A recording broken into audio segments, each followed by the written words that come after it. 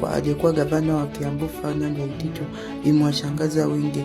Na matatizo ya Waititu yalianza mnamo mwaka wa 2018 baada ya serikali yake kutoa kandarasi ya milioni 588 kwa kampuni ya Testimony Enterprises Limited kwa ajili ya ujenzi wa barabara Kiambu. Februari mnamo tarehe 12 mwaka wa 2025, mahakama ya ufisadi jijini Nairobi ilimpata pamoja na mshtakiwa wake na hatia. Ushahidi uliopeanwa ulionyesha kuwa Waititu alitumia mamlaka yake ya uongozi vibaya.